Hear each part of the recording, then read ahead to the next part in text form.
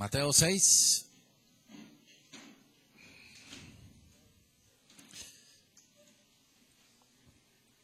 Vamos a ver si el Señor permite que antes de Mateo 6, ubícame el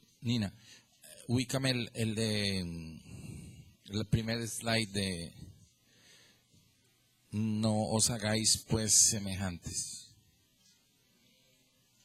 El Mateo 6 es lo que normalmente, o sea, desde Mateo 5 viene el Sermón del Monte. Todo el Sermón del Monte, Mateo 5, Mateo 6, etcétera, etcétera, etcétera. Vamos a ver si lo podemos desarrollar como iglesia juntos, ¿cierto? Entonces, el Sermón del Monte es una enseñanza privada que el Señor, pues como su nombre lo dice, les da un sermón como este y les enseña y les dice qué cosas son importantes y empieza con sus bienaventuranzas. Pero ubícame, Nina, ¿me estás copiando? El de Mateo 6, el del que tiene el slide de como un triangulito. Sí, es perfecto, perfecto. Digamos, si yo pudiera resumir, el Sermón del Monte, y esto para mí es muy importante que lo entiendas. Si entendemos esto, ya con esto nos vamos felices. Mateo 6, 8, míralo en tu Biblia.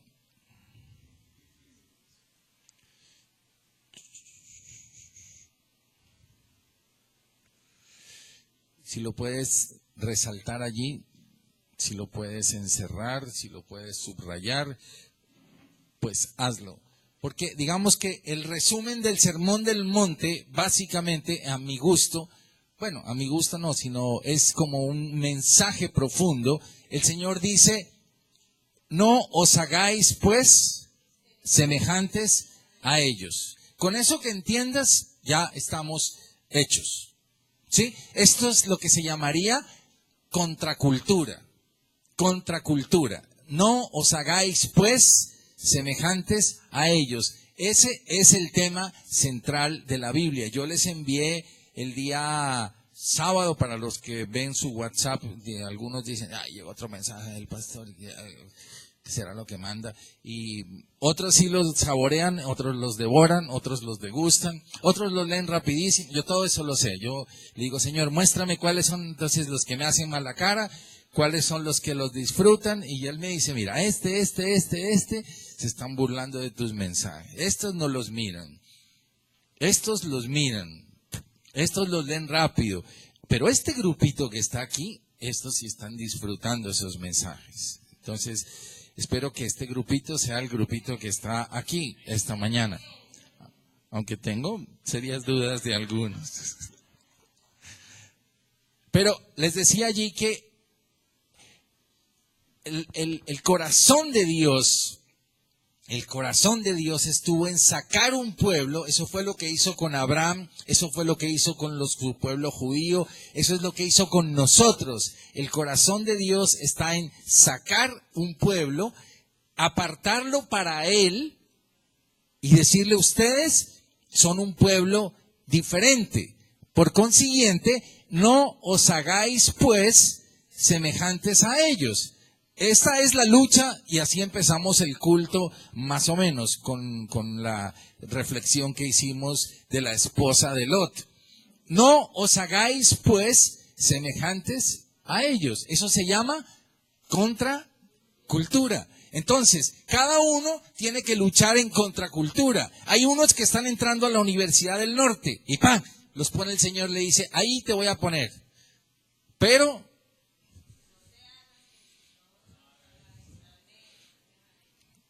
porque si no, es el proceso que vivió el pueblo de Israel. Todo el pueblo de Israel vivió eso. O sea, conquistaron la tierra y terminaron haciéndose semejantes a ellos. Y entonces, a raíz de eso, viene el dolor y el rechazo de Dios. Amén. Entonces, todo el mensaje central es, no os hagáis pues semejantes. Ahora, yo digo la Universidad del Norte, pero otros están puestos en un lugar, otros están puestos en la Universidad X, otros están trabajando en un lugar X, otros están en lo que estén. O sea, cada uno de nosotros, Juan José, ha sido puesto en un lugar estratégico, con un objeto, con un objetivo. Y el objetivo es que desde allí nosotros seamos luz, seamos diferentes. Entonces, el mensaje que el Señor te quiere dejar con esto, podríamos ya terminar la prédica e irnos a casa, ¿cierto? Pero no nos vamos a ir, no crean. No os hagáis pues semejantes a ellos. Eso se llama, ¿cómo, Mateo? Contracultura. Métete esa palabra en tu cabeza. Es contracultura, Andrés. Es contracultura. ¿Ves? María Fernanda también es contracultura. ¿Sí? Juliana es contracultura. Sarita es contracultura. Es contracultura. Y como es contracultura, ¿va a ser fácil?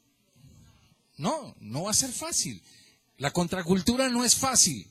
Ellos vienen bajando, es como cuando uno llega a un partido de fútbol cuando todos están saliendo y uno va para adentro. Eso es más o menos. Imagínense el estadio del Campín saliendo un partido de Millonarios, todo el mundo empuje para afuera y uno él para adentro. Eso es contracultura. Ellos salen las barras bravas, ¿sí? Porque hay gente que tiene pasión por el fútbol y hacen cosas así raras y salen diciendo cosas que uno no entiende y salen todos marchando y uno en contracultura. ¿Qué tal uno ahí diciendo por el Atlético Pasto, uno ahí y los de Millos empujando para allá? Entonces no sería muy agradable que el glorioso Pasto, uno con su banderita allí. ¿Sí? No se van a burlar ahora sí. 6:5 dice, vamos a hablar de la oración, pero quería dejar ese mensaje allí. Cuando ores, no seas como los hipócritas, porque ellos aman el orar en pie en las sinagogas y en las esquinas de las calles para ser vistos de los hombres. De cierto os digo que ya tienen su recompensa. Entonces, este pequeño pasaje me va a decir dos cosas que no y dos cosas que sí. Entonces, lo primero que me dice es, no ores como los hipócritas. La palabra hipócrita, ya lo habíamos hablado algún día aquí, viene del griego hipócrites, con tilde como en la E, hipócrites, como con tilde en la E, ¿cierto? Y que básicamente se traducía como alguien que actúa, es un actor. Entonces, hay personas que pueden estar aquí en la iglesia y pueden levantarse y decir, uno les digo, levanten sus manos, levantan las manos. Hay algunos que oran, pero eso no lo sabe uno. Eso solamente lo sabe Dios, porque lo más peligroso es que uno juzgue a otra persona. Una persona se puede arrodillar y uno puede decir, está haciendo el show, pero tú no lo sabes. Y uno ahí no se puede meter. Pero Dios sí sabe, digamos, qué personas esta mañana están levantando sus manos para Él, qué personas vienen con el corazón dispuesto y qué personas simplemente están aquí actuando. O sea, les tocó venir a actuar esta mañana, actuar iglesia, ¿ya? Pero lo triste de eso es que dice aquí que ellos ya tienen su recompensa, es decir, no hay recompensa. El Señor les dice, ya, si tú actuaste, esa es tu recompensa. No hay nada más para ti. Ahora, en el versículo 6, lo que dice es, entra en tu aposento y cerrada la puerta, ora a tu Padre que está en secreto, y tu Padre que ve en lo secreto te recompensará en público. Entonces es hermoso, ¿ves? Primero que todo, ahora lo vamos a desarrollar más adelante, es esa relación de papá. Cuando una persona no puede orar en privado, no puede orar en público. Normalmente el que no ora en privado, cuando ora en público, es hipócrita, porque no sabe cómo orar.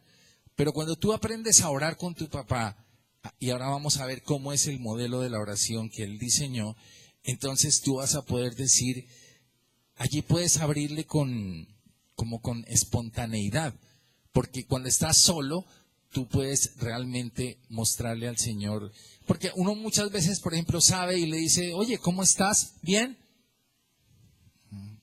¿Cómo van tus cosas? Súper. Entonces, es porque todos guardamos como una barrera, exacto, una máscara. Pero cuando uno está delante de Dios, uno le puede decir, Señor, no me siento nada bien. Las cosas no están funcionando nada bien. Y abre uno su corazón y Dios lo va a escuchar allá en privado. Y Él dice que públicamente también lo recompensará a uno. Amén. Ok. Ahora, el versículo 8 que dice, no os hagáis pues semejantes a ello, porque vuestro Padre sabe de qué cosas tenéis necesidad antes que vosotros le pidáis. Entonces uno diría, entonces, ¿para qué oro si Dios sabe lo que yo necesito? ¿Cierto? Y encontré una frase que me gustó mucho, y si los que escriben, pues si la quieren anotar, me pareció muy chévere. Dice aquí, la oración no está establecida para que Dios se informe de las necesidades del creyente. La voy a volver a repetir porque voy muy rápido. Dice, la oración no está establecida para que Dios se informe de las necesidades del creyente, sino para que el creyente tome clara conciencia de ellas y muestre una humilde dependencia de Él. Vuelvo y repito. La oración no está establecida para que Dios se informe de las necesidades del creyente. Es decir, la oración no es el vehículo para, yo no sabía, ¿sí? Dios no va a decir eso. Dios dice, sí, yo ya lo sabía. Entonces dice uno, entonces, ¿para qué hablo? La segunda parte dice, sino para que el creyente tome clara conciencia de ellas. ¿De ellas qué? De las necesidades, y muestre una humilde dependencia de Él. ¿Sí? Entonces, cuando yo oro y cuando yo le empiezo a abrir mi corazón, así Dios ya lo sepa, yo le digo, Señor, estoy pasando por esta situación, estoy viviendo esto, o estoy necesitando esto. Dios ya lo sabe, pero cuando uno puede abrir el corazón hablándole, entonces Dios, ¿qué está pidiendo en este versículo? Que hablemos, y que podamos hablarle preferiblemente en voz alta, ¿cierto? Entonces el Señor te dice, entra en tu cuarto y háblame, dime lo que piensas, porque a veces uno se queda con ideas, ¿cierto? A ustedes no les pasa, por ejemplo, que uno de repente se encuentra con una persona y la persona puede hacer algunos gestos, y como uno a veces es experto para interpretar gestos, entonces dicen, eso fue que tal cosa, y que esto, y empieza uno a, ¿sí? Y cuando uno habla, entonces dice, yo no sabía eso. Yo no te entendí, yo no pensé que tú querías, yo no pensé que tú pensabas eso de mí. Y de repente son cosas buenas, ¿sí? Pero uno piensa que están pensando mal de uno. Entonces el Señor lo que te dice aquí es, háblame, entra en tu cuarto y háblame. Ahora, este es el mensaje para esta semana, ¿cierto? Entonces no se me puede quedar en una prédica, sino que esta semana tiene que ser una semana de experiencia hermosa de la oración. Yo sé que muchos de ustedes oran y sé que muchos de ustedes invierten harto tiempo en oración, pero pues es tiempo, los que oran, que oren más.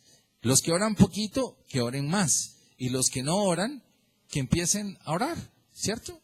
Que empiecen a decir, bueno, yo también quiero aprender de esto y yo quiero saber cómo es. Entonces, primera cosa, el Señor me dice, no seas hipócrita, o sea, no actúes, conmigo no actúes, porque hay personas que hacen actuación.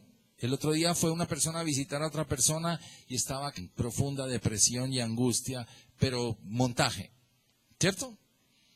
Entonces toca como, cálmate, no actúes.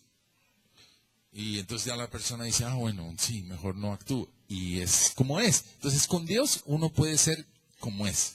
Y le puede decir, Señor, te abro mi corazón. Esto es lo que está pasando. No solo para las cosas malas, sino para las cosas buenas. ¿Cierto? Ok. Versículo 7, importantísimo, dice, y orando, no uséis vanas repeticiones como los gentiles. ¿Quiénes son los gentiles? Los gentiles Dios clasifica como los cristianos, o sea, los que sacó para sí, y los gentiles son los no cristianos. Es el pueblo no cristiano, ¿cierto? Hay 3 clasificaciones para Dios: la iglesia, los judíos y los gentiles. Así clasifica Dios la iglesia, los judíos y los gentiles. Entonces los gentiles son los no creyentes, ¿cierto? Ahora, ¿qué son vanas repeticiones? Uno pensaría automáticamente, Padre nuestro que estás en el cielo, santificado sea tu nombre, gloria, sí, eso pero los cristianos también tenemos vanas repeticiones y formas de orar que a veces se vuelven como mecánicas. Entonces Dios dice, no, quita eso y empieza a hablarme de verdad. Háblame como un papá habla con un hijo. Háblame como un hijo. Entonces yo cuando hablo con Alejo, hablo como un papá y él como un hijo. Y él me cuenta cosas y yo le pongo atención y él me dice y yo le escucho. ¿Sí? Entonces quita todo ese lenguaje, porque Alejo, pues si se encuentra con otra persona, si se encuentra con Amparo, entonces le dice a Amparo, ¿cómo estás? Le dice, bien, sí señora, mucho gusto, y permiso, y siga, y todo es así, ¿ya? Pero conmigo es diferente, porque él es mi hijo y él no digo que con Amparo, es un ejemplo nada más, ¿no? Es un ejemplo nada más. ¿Ya? ¿Sí? ¿Estamos? Entonces, espontaneidad en nuestra oración. Ahora, vamos a empezar con el versículo del famoso Padre Nuestro. Y uno aquí descubre muchísimas cosas muy lindas. Lo primero que dijo el Señor es que no usen vanas repeticiones. Desafortunadamente la iglesia lo volvió una vana repetición. Y es todo lo contrario a lo que Él había empezado diciendo. No usen vanas repeticiones. El versículo número 9 que dice, vosotros pues oraréis así. Entonces Él da la orden. Dice, no lo hagan así, sino háganlo así. Así como. Entonces eso es lo que vamos a ver. Lo primero dice, Padre Nuestro. Pero empecemos a despedazarlo ahí a pedacitos. Padre Nuestro, esto lo hemos insistido 1000 veces y cuando tú descubres la paternidad de Dios, tu vida cambia. Ya lo hemos dicho 1000 veces. Cuando uno descubre que Dios es su papá, su vida cambió. Porque uno a veces dice, yo quisiera que mi papá fuera tal, que mi papá es el papá de este, sí, y todo el mundo piensa que el papá del otro es mejor que el papá de uno, ¿sí? Ese sí le da a él, sí lo dejan salir, a él sí esto, lo otro, pero el mejor papá es mi papá Dios, ¿cierto? Él es mi papá y tengo que descubrirlo como un papá. Ahora, yo me puse a reflexionar algo que nunca había pensado. ¿Y por qué dice Padre Nuestro? ¿Por qué no les dijo, ustedes cuando oren digan Padre mío? Debía llamarse el Padre mío en vez del Padre Nuestro. Entonces yo me puse a pensar, ¿y por qué no les enseñó Padre mío? Oremos el Padre mío, sino el Padre Nuestro. Entonces, aquí también aplica un poco que se desacomoda la parte individual, porque toda la oración casi siempre es mi papá, o sea, para mí. Pero aquí también tengo que entender que Dios es Padre Nuestro. Entonces me empieza a romper un poco mi egoísmo, exacto. Me empieza a mover el egoísmo. Ahora, ustedes saben que por Juan 1:12 que a los que le recibieron, a los que creen en su nombre, a los que son cristianos, se les da el derecho de ser llamados hijos. Entonces, esto no es de todo el mundo. Entonces, cuando yo soy cristiano, tengo un privilegio sobrenatural. Yo puedo decir, yo con toda la fe, puedo decir, yo puedo entrar y decir, allí está mi papá. Y mi papá me recibe. Hermoso, ¿cierto? Y cuando yo descubro eso, yo creo que mi vida tiene que cambiar. Tiene que cambiar.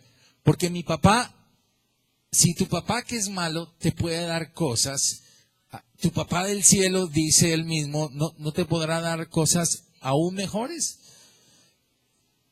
Entonces, ¿será que mi papá del cielo me tiene a mí atajado y dice, no, a este no le voy a dar la casa, a este no se la voy a soltar, a este no le voy a dejar que conozca a su novio, a este no le voy a dejar? O sea, no, él no funciona así.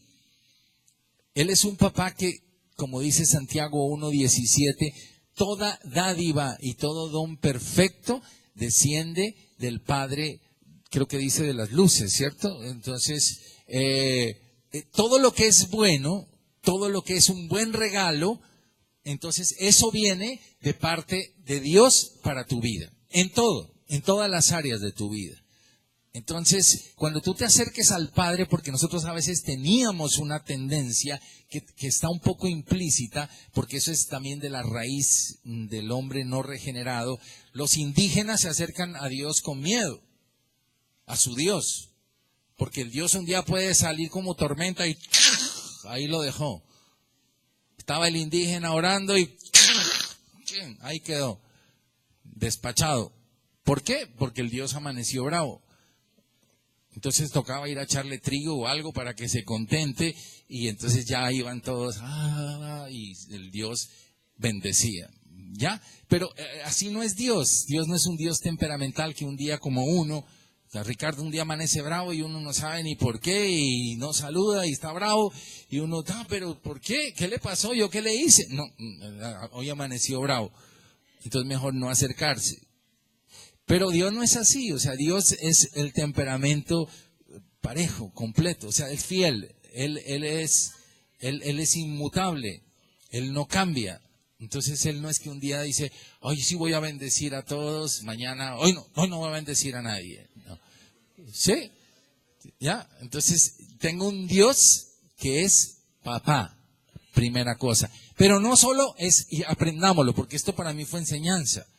Yo le pregunté, pues, ¿por qué dice nuestro? Entonces el Señor me dijo, precisamente porque todos quisieran que fuera el hijo único. A mí mi mamá me decía, usted quiere ser hijo único, porque todo lo quiere para usted. ¿Ya? Entonces yo pensaba, pues sí, uno quiere todo para uno, ¿cierto? Es harto compartir. Pero lo hermoso en una familia es cuando uno logra que los hermanos compartan. Que uno diga, aquí está esto, y que uno sea capaz de decir, hay un solo televisor, pero yo no quiero ver eso, pero por amor voy a ceder. Entonces, ahí es cuando uno comparte las cosas. Entonces, no es Padre mío, sino Padre nuestro. Por eso en la oración debo involucrar a otras personas. ¿Ok? Ahora dice que estás en los cielos, que estás en los cielos. Ahora, aquí pues quiero mostrar dos cosas que son importantes, pero la más importante para mí fue esta revelación de este pedacito. Es para mí, puede que ustedes ya lo tengan revelado y me da mucha alegría si está ya revelado en sus corazones. Pero cuando yo me puse a estudiar esto despacio, primero que todo, el cielo, nosotros mostramos un día, hace 8 días tal vez, el video, los que llegan bien temprano, mostramos un video que me pareció espectacular, que se llamaba Cielo y Tierra. Cómo Dios unió el cielo con la tierra a través de la presencia de Dios con nosotros. Entonces, cuando tú dices, Padre nuestro que estás en los cielos, antes la mayoría, uno tenía la idea como que el Dios lejano, el Dios que está en los cielos, y uno no lo veía a Dios como accesible. Hay papás que son inaccesibles en la tierra. Hay papás que uno dice, no, mi papá no le puedo ni contar esto, yo no puedo hablar con mi papá de este tema. Hay papás que no, mi papá es otra cosa, ¿sí? Y a veces uno tiene una imagen del papá así, y así lo veía uno, como un papá lejano. Pero cuando tú empiezas a entender que ahora, primero que todo, es mi papá, segundo que todo, él abrió el cielo para mí. Entonces, aquí, pues por muchos versículos, por ejemplo, por Efesios 2, 6, por ejemplo, busquemos un segundo, Efesios 2, 6. Dice, y juntamente con él nos resucitó y asimismo nos hizo sentar en los lugares celestiales con Cristo Jesús. Amén. Ahora, si tú lees este versículo con la fe, porque esto no es para leerlo rápido, sino para leerlo con la fe y despacito. Entonces, Amparo, esto me está diciendo a mí que juntamente con Él nos resucitó. ¿Por qué? Porque como dije antes, Él nos atrae hacia Él, ¿cierto? Cuando yo soy cristiano. ¿Y qué dice? Y asimismo nos hizo sentar. Es decir, que Él pone una confianza tal como de llegar al cielo y uno poder sentarse al lado de Dios. Y eso me cambia a mí la visión. O sea, es un papá que se puede sentar con uno. Eso es rico. Por ejemplo, cuando uno le dice, sentémonos aquí en esta piedra y charlemos un rato al hijo, entonces yo me puedo sentar al lado de mi papá en los lugares celestiales, porque eso está abierto para mí, ¿sí? Entonces, eso también ya tiene que cambiarme a mí esa visión de oración. Es rico, orar es rico. Las personas que se enamoran de la oración, ¿cierto? Las personas que aprenden a orar, hay personas que les cuesta trabajo orar, y eso lo vamos a romper hoy, porque hay personas que uno les dice, ¿oraste? Sí, ya oré. Entonces hacen oraciones chiquiticas como por cumplir el requisito, porque no han aprendido a hablar con el papá, que es diferente. Es que la oración suena como a un requisito, como a una imposición. Pero cuando uno aprende a disfrutar algo, por ejemplo, a uno le dicen, ¿almorzaste? Y entonces para mí el almuerzo puede volverse una cosa como que esta es la hora que me dan de almuerzo, y entonces saco una cosa fea que me mandaron y yo me la como porque es la hora que tengo que meterle comida al cuerpo, y se me vuelve algo desagradable, ¿cierto? O el almuerzo puede ser una experiencia rica, puede ser un tiempo donde yo disfrute, donde yo pueda compartir con mi esposa y pueda decir, yo anhelo que llegue la hora del almuerzo. Son dos visiones diferentes de una misma actividad, ¿cierto? Entonces yo puedo decir, la oración es como un requisito, o la oración es un disfrute, es un deleite. Entonces cuando tú descubres la oración como deleite, tu vida cambia. Amén. Santificado sea tu nombre. Santificado sea tu nombre. Son muchas cosas, muchísimas cosas, pero santificado es que el nombre de Dios está aparte, por encima de todo. Por eso les hemos insistido muchas veces, el nombre de Dios es santo. Santo también es un nombre que, aunque es de confianza, pero merece respeto. Por ejemplo, mis hijos me pueden decir a mi papá, pero cuando se pasan de confianza, ya uno dice, un momentico, te estás pasando. O sea, sí hay amistad, sí hay cercanía, sí hay amor profundo, pero una cosa es eso, otra cosa es el irrespeto. Cuando uno irrespeta a una persona, entonces ya se pasó una franja y es peligrosa. Por eso nosotros sugerimos que uno no esté diciendo, como mucha gente que habla que el de arriba, Chuchito. ¿Cuál Chuchito? El man está vivo. Cosas groseras como esas. ¿Cuál man? Si no estamos hablando de claro, o sea, es el respeto del nombre de Dios, ¿cierto? Y segundo, el nombre de Dios, ponme la siguiente, por favor. el nombre de Dios me da la característica de quién es Dios. Y cuando yo lo aprendo a descubrir así, este es el nombre de Dios. Dios es muchas cosas, pero Dios, por ejemplo, un día puede ser Adonai, ¿cierto? Que está en la Biblia, Jehová.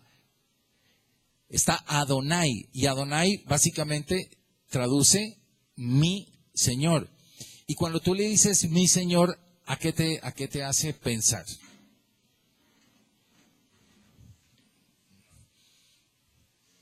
Exacto, exacto. Adonai a mí me hace pensar en autoridad. Es que yo le puedo decir, sé que es ya he aprendido que me puedo sentar al lado de él. He aprendido que es papá. He aprendido que es cercano. Pero también él me dice, pero yo soy Señor. Entonces, es decir, tú mandas y yo obedezco. Así va a funcionar la relación perfectamente. Entonces uno le dice, hazte para acá, hágase para acá, hágase para acá, hágase para allá. ¿Cierto? Jehová Jireh, ese lo conocemos todos, ¿cierto? Pero también es lindo cuando uno aprende a descansar en eso. Cuando uno aprende a decirle, papá, tú eres mi proveedor. Y yo tengo una fe absoluta en que yo digo, Señor, tú eres mi proveedor. Nada me va a faltar. Tú eres quien provee mi casa. No es otra persona diferente, no es todo lo que sean recursos, sé que vienen de parte de Dios, pero mi fe no descansa en eso. Mi amigo Octavio hoy está estrenando taxi.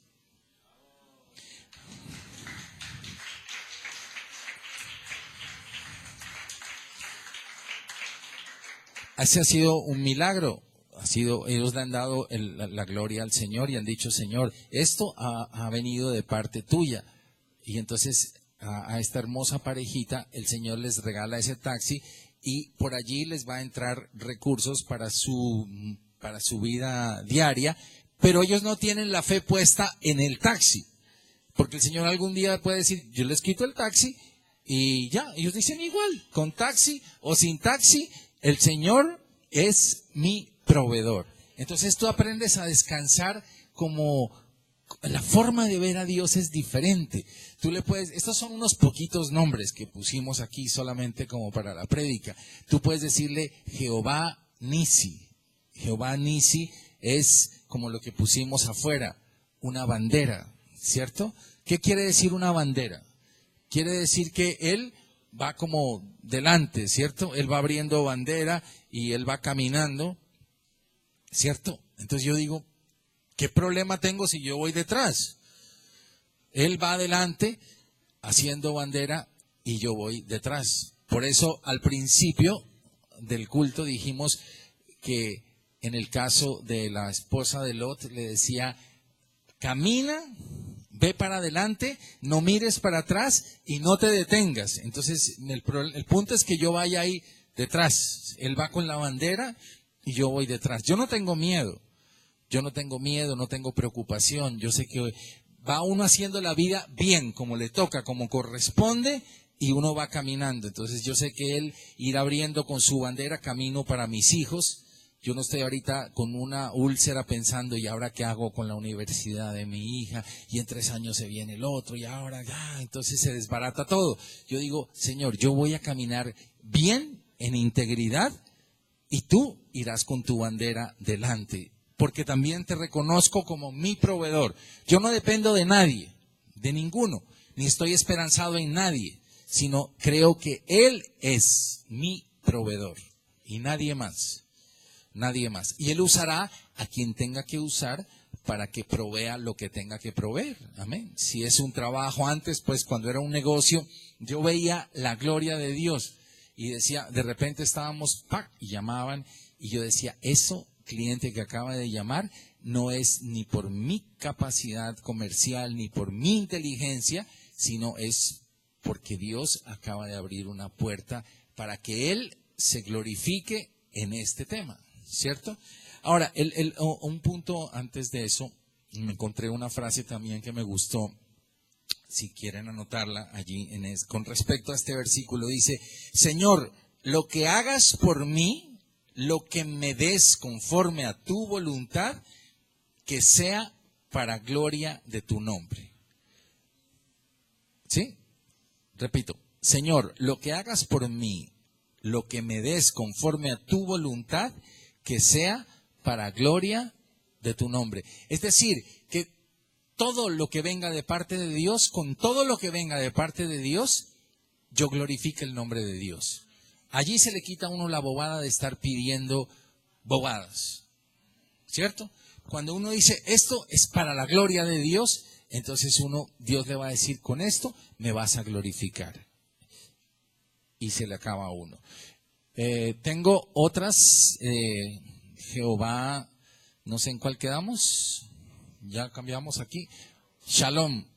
Jehová Shalom, por ejemplo, es, ya lo saben, pero no solamente es aprenderse, no solamente es decir, yo ya me sé Jehová Shalom, paz, Jehová Elohim, Jehová Nisi, bandera, Jehová Jireh, proveedor. Eso uno se los puede aprender de memoria y está bien. Ahora, si los tienes en tu celular, esta foto, que está perfecto, pero los tienes que volver una parte de tu vida. Tú le puedes decir, Señor, tú eres mi paz. Jehová es Shalom. Tú eres paz. Entonces yo no puedo permitir que nada me quite la paz. Punto. Porque tú eres mi paz. Elohim o Elohim, como le quieran decir, es creador. Cuando yo le digo tú eres creador, quiere decir, yo reconozco a Dios como la persona que hizo todo. El mar, que hizo los tiburones, que hizo las focas, pero también hizo las células epiteliales, ¿no? Para que vean que uno también maneja la cosa de el fémur, la tibia, el peroné, todas esas cosas. Que vean que uno maneja esto a la perfección. El tobillo, todas esas cosas. Sí. Entonces yo puedo decir con toda tranquilidad, Señor, tú tienes dominio sobre mi cuerpo también. ¿Cierto? Amén. Entonces también puedo descansar en sanidad con Él. Yo digo, tú puedes cambiar una neurona. Hay personas que necesitan que las neuronas se les muevan, se les cambien. A uno se necesita urgentemente un milagro aquí para que cambien. ¿Sí? También le puedo decir el Roí. Ese es hermoso, lo habíamos estudiado alguna vez, ¿cierto? Él es el viviente que me ve. Cuando yo descubro a Dios como el viviente que me ve, es como cuando Luis Carlos va con su pequeño Juanjo allí de la mano, entonces él lo va llevando. Él es chiquitín y él lo va llevando. Y él lo está viendo. Y el niño a cada rato voltea a ver si el papá lo está chequeando, ¿cierto? Porque ellos hacen sus pequeñas maldades desde chiquitines. Y entonces voltea a ver si el viviente que lo ve está allí al lado. Entonces, cuando yo digo el viviente que me ve, está allí sentado contigo. Entonces, el viviente que te ve qué es lo que estás viendo en el chat. Pero también el viviente que te ve cuando estás triste y te consuela. Y el viviente que te ve también ve cuando estás alegre y se ríe contigo.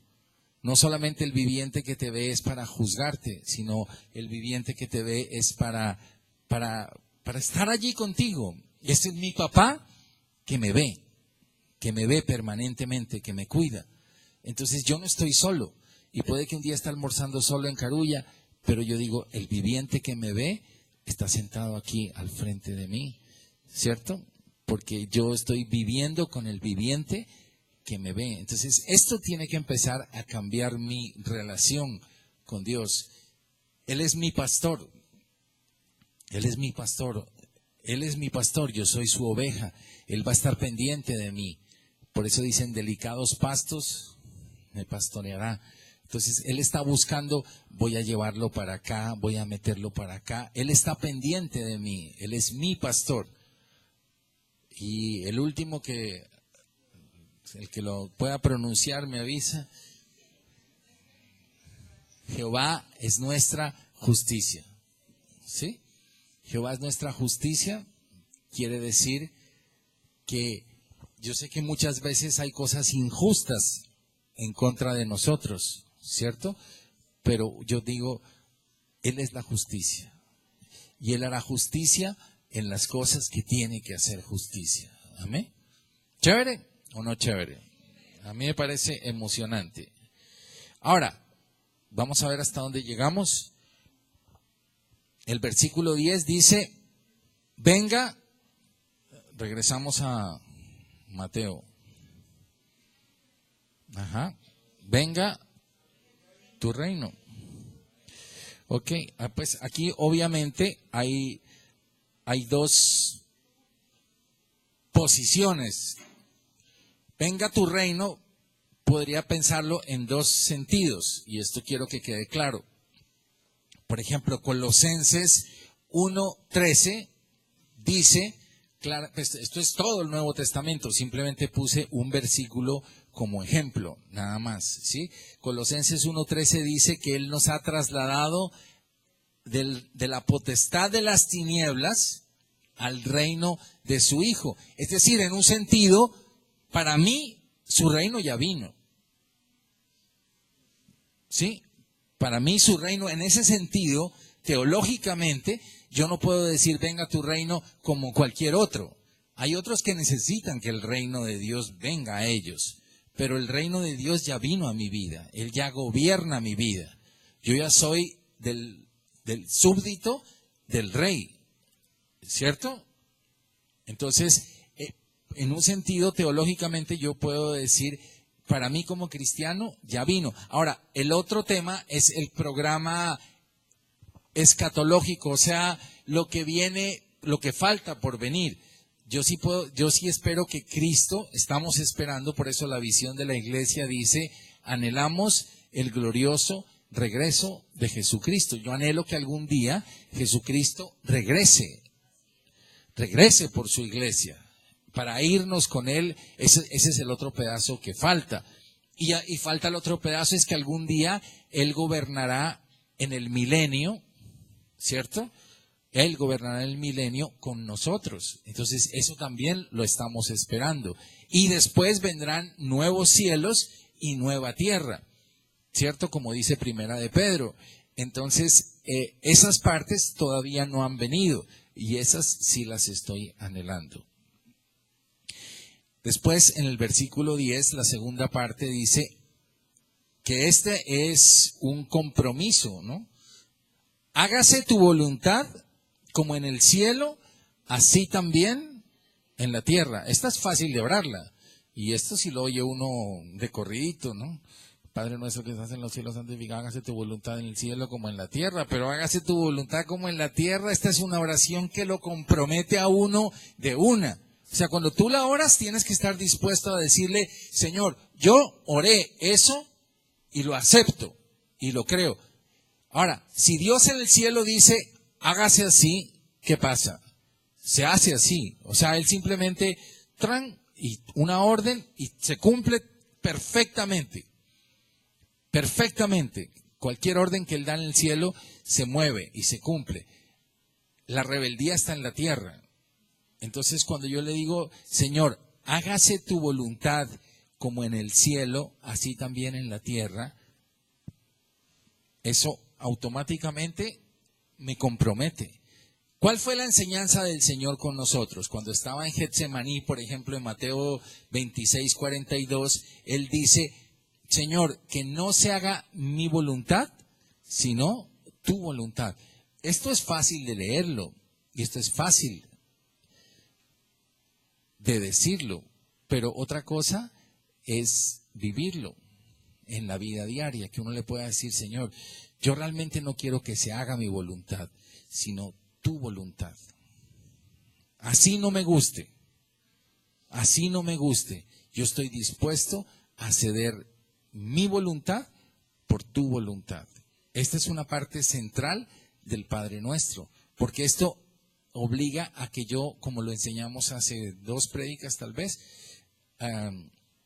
realmente entienda qué significa la palabra humildad. Y humildad es depender completamente de Dios, ¿cierto?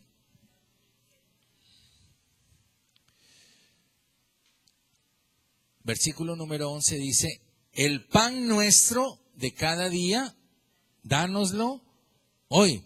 Ahora, miren que esto tiene muchos análisis y vamos a analizarlo juntos, pero varias cosas me llaman la atención. Normalmente, ¿por dónde empieza uno el Padre Nuestro? Por aquí. El pan nuestro, dánoslo hoy.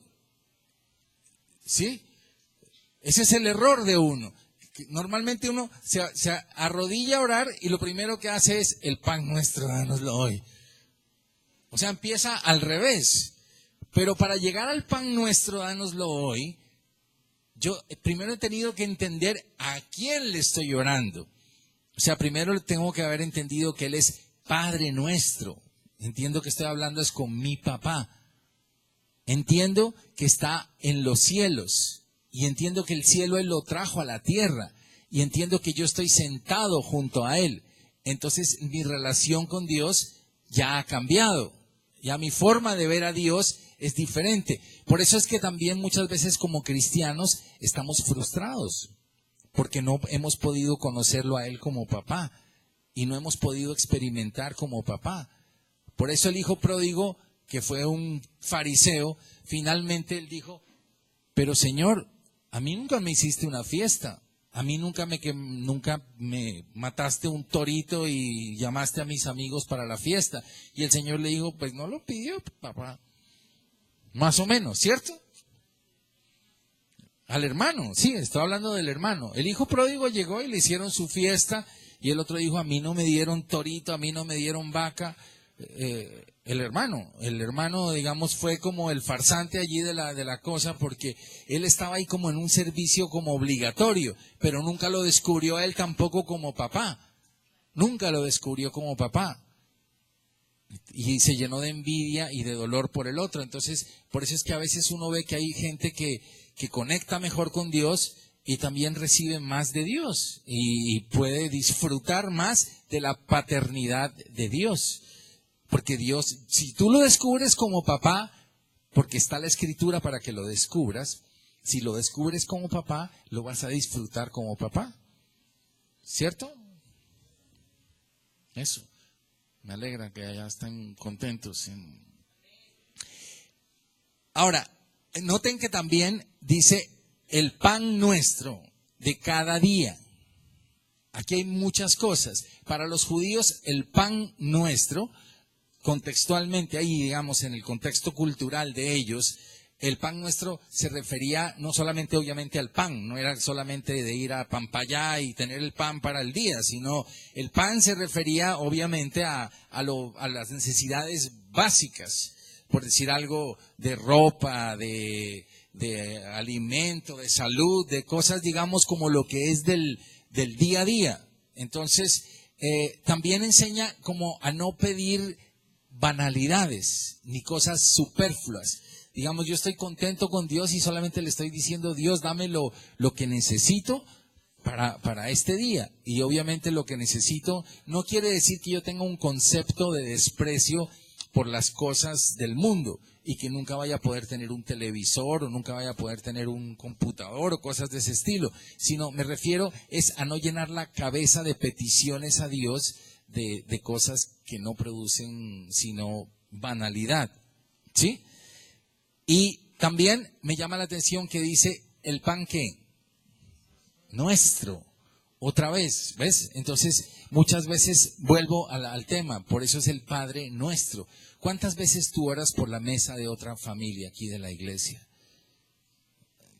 Eso es importante, ¿ves? El Señor tiene que empezar a desarrollar en nosotros ese deseo. ¿Cuántas veces tú dices, voy a orar por la mesa y por la bendición de esta familia que Dios pone en mi corazón? Entonces muchas veces uno está, Señor, que el vestido, que esto, que lo otro, y son necesidades correctas. Y Él no dice que no las pidamos, pero también dice, méteme en el paquetico a los demás. Inclúyeme a los demás. Es el pan nuestro. Ya voy a acabar. ¿Vamos bien? ¿Qué dice el siguiente?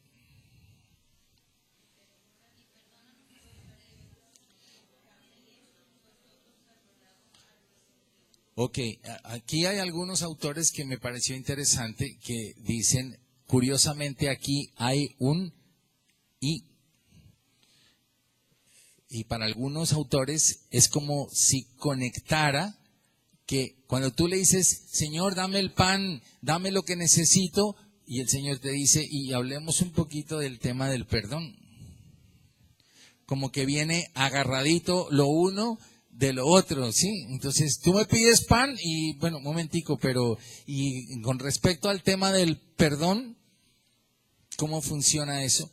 Y aquí hay, a su vez, dos cosas. Una es que yo debo estar permanentemente en mi oración con Dios, limpiándome. Por eso dice aquí, perdónanos nuestras deudas. En otras versiones dice abiertamente pecados, y en el contexto aquí no está hablando de deudas, de deuda de la tarjeta de crédito, sino en el contexto está hablando obviamente de pecados, ¿sí? Como también nosotros perdonamos a nuestros deudores. Amén. Entonces, por un lado, por ejemplo, en Juan 1:9, primera de Juan 1:9 dice, si confesamos nuestros pecados, Él es fiel. ¿Está acá? Si confesamos nuestros pecados, Él es fiel y justo para perdonar nuestros pecados y limpiarnos de toda maldad. Menos mal que tengo una super secretaria ya metida detrás, que me tiene alineado allá. Él es fiel y justo para limpiarnos de toda maldad. Entonces, eso es importante. O sea, no hay cosa más harta que irse cargando uno de basura. Porque todos le metemos basura al asunto, ¿o no? Más de una envidia, más de unos celos, más de una rabia, más de una falta. Entonces, es importante que todos los días uno en un sentido ore el Padre Nuestro, no como el recitarlo, sino el vivirlo. Amén. Entonces tú puedes ir y decirle, Señor, hoy en el culto tengo que pedirte perdón por tal cosa, por tal cosa, por tal cosa, ¿sí? De esta sola reunión hay cosas que más de uno de aquí debe decir, yo te tengo que pedir perdón por esto, Señor, ¿cierto? Y el Señor a su vez engancha y dice, como también nosotros perdonamos a nuestros deudores. Ahora, quiero aclarar aquí un tema que es importante, ¿no? Es decir, no es un intercambio que si yo perdono, Dios me perdona. No, no es así. O sea, aunque la frase suena así como parecido, ese no es el concepto que está hablando del Padre Nuestro. Lo que está diciendo aquí es, yo tengo en mi corazón, por la nueva naturaleza que yo tengo, la capacidad de perdonar. ¿Cierto? ¿Cómo murió Esteban? Apedreado, ¿cierto? ¿Y cuáles fueron las últimas palabras de Esteban? Perdónalos. ¿Por qué? ¿Porque era super Esteban con una E aquí grandota?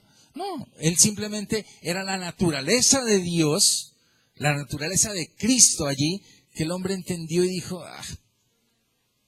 perdónalos, Señor, no entienden lo que está pasando, ¿cierto? Entonces, se trata de que yo fui perdonado en grande, y voy a ser recibido a una fiesta en grande, ¿cierto, Salvador? Tú vas a ir a la gran fiesta. Se te perdonó todo.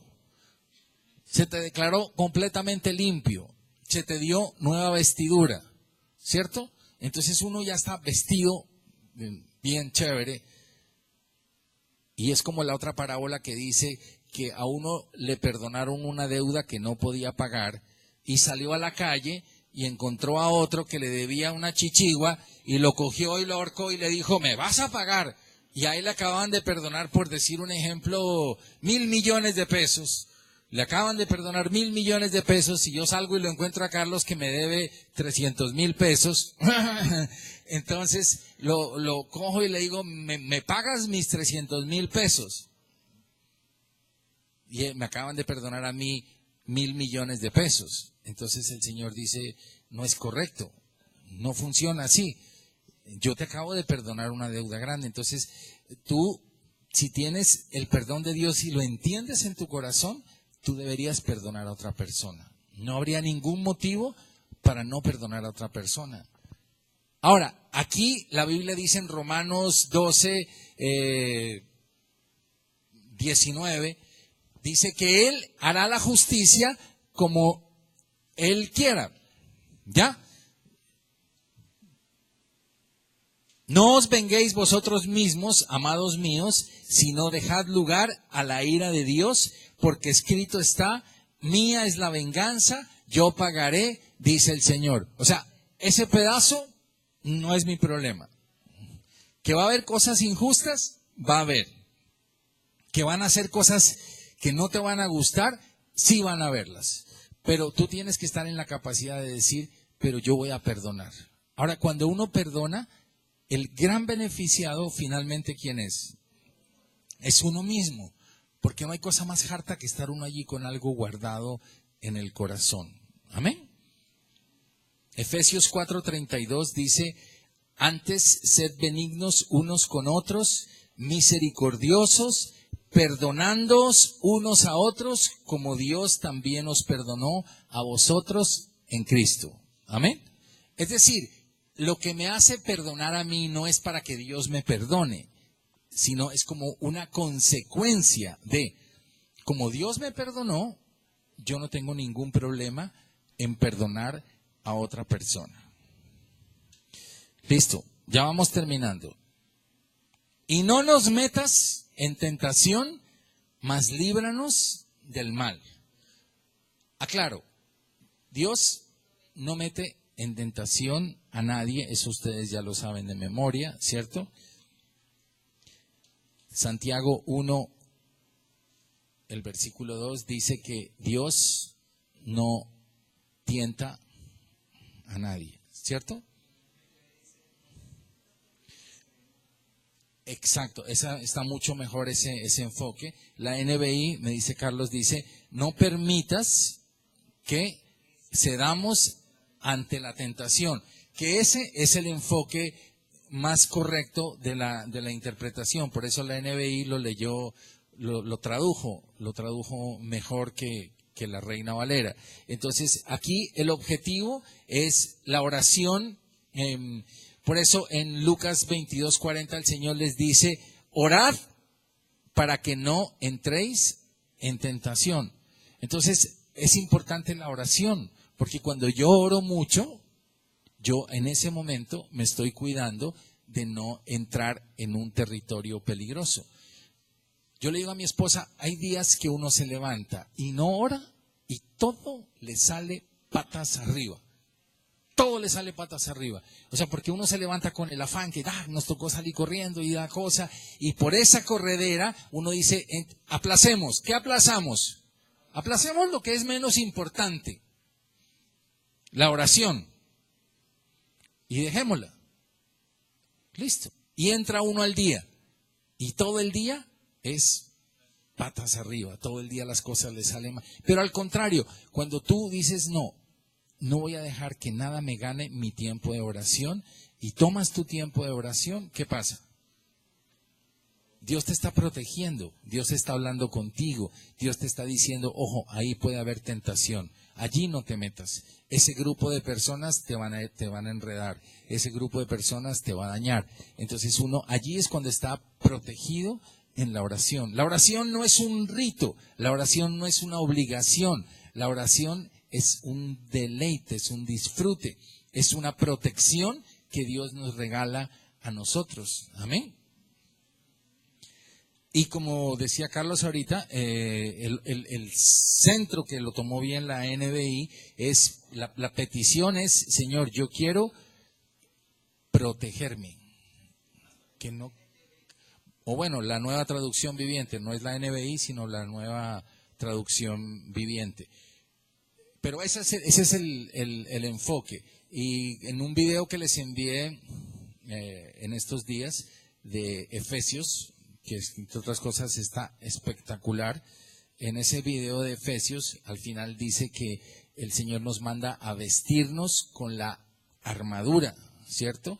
Y esa armadura que está en Efesios 6, 11, esa armadura me ayuda a mí a estar protegido. ¿Y cómo me protejo con él? ¿Cuáles son las partes de la armadura? Bueno, eso es toda una prédica completa, pero allí está metida la oración, ahí está metida la palabra, la espada de la palabra, está la fe, etcétera, etcétera. Eso es otro tema. Pero lo que quiero decir es esa oración íntima la que me va a proteger a mí de no estar en tentación. Y termino con el versículo número 13 que dice: porque tuyo es el reino, el poder y la gloria por todos los siglos. Amén. Esto es lo que se conoce como una doxología. O sea, doxología es como entregarle toda la gloria al Señor, como una explosión de alabanza al Señor. ¿Qué me diría a mí esto que uno lo pasa leyendo de corrido, ¿cierto? Y que se usaba como parte de una oración. Tuyo es el poder y la gloria, ¿sí? Pero cuando yo lo entiendo en mi corazón, a mí Alberto me dice, es como, yo sé a quién le estoy dirigiendo mi oración, ¿cierto? Cierro mi oración diciéndole: Señor, yo sé con quién me senté al lado. Sé con quién me senté al lado. Por tanto, mi oración sí se va a cumplir. ¿Por qué? Porque tuyo es el poder, ¿cierto? Tuyo es el reino y tuya es la gloria, Señor, ¿cierto? Entonces yo digo, me senté al lado de quien tiene el poder. Es como cuando uno en el mundo, en lo natural, uno va y habla. Una cosa es ir a hablar con el portero de la alcaldía y otra cosa es ir a hablar con el alcalde. Cuando el alcalde le dice, venga, siéntese y dígame qué es lo que le pasa, entonces uno dice, me senté con el que tiene el poder.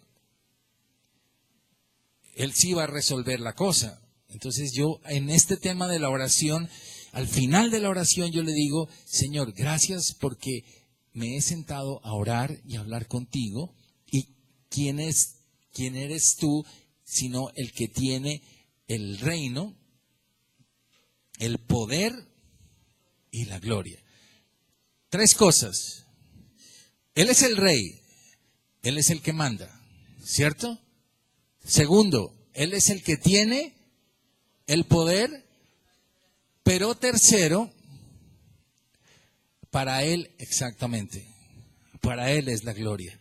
Y ahí es donde uno tiene que cuidarse mucho, porque al final uno tiene que decirle, Señor, finalmente todo esto para que tu nombre sea glorificado.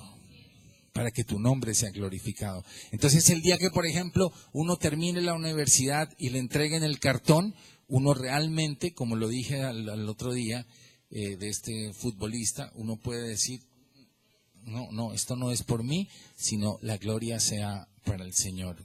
Entonces cuando tú digas, Señor, aquí estamos estrenando nuestra casa, pero Señor, la gloria es para ti, Señor. Yo no me voy a gloriar de esto es la gloria para ti, Señor. Porque yo se la pedí a quien tenía el reino, al que tenía el poder. Y para ti es, Señor, la gloria. Yo no me la puedo quitar. Porque es fácil después de que el Señor le entrega algo a uno empieza como a inflarse así como ligeramente y uno empieza a sacar pecho y a decir, pero lo merecía en el fondo, ¿cierto? Entonces, si ven como el Padre Nuestro, si lo desbaratamos así, es bien hermoso. Amén. Entonces vamos a ponernos en pie, por favor.